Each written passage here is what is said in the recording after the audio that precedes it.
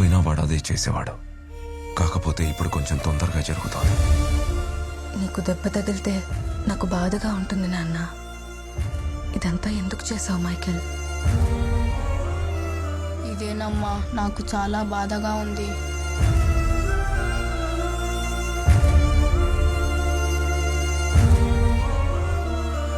నేను మిమ్మల్ని అనుకోకుండా కాపాడలేదమ్మా. నా సంగతి వదిలే, నువ్వెక్కడికి వెళ్తావురా?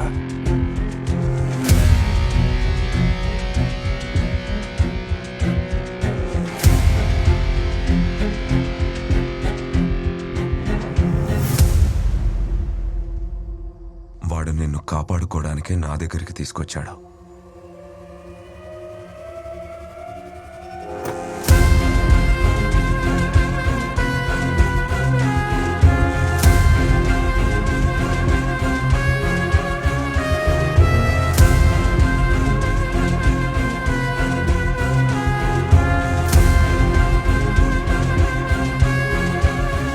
మరి అప్పుడెందుకురా గురునాథుని కాపాడావు?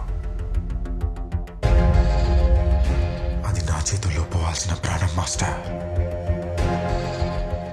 తను పెంచుకున్న బలగం మొత్తాన్ని లేపేసి ఒంటరి మనిషిగా నిలబెట్టి చెప్పాలి. నేనెవరో తనకు చెప్పాలి. తను మోసం చేసి చంపేసిన జెనిఫర్ కొడుకునని చెప్పాలి.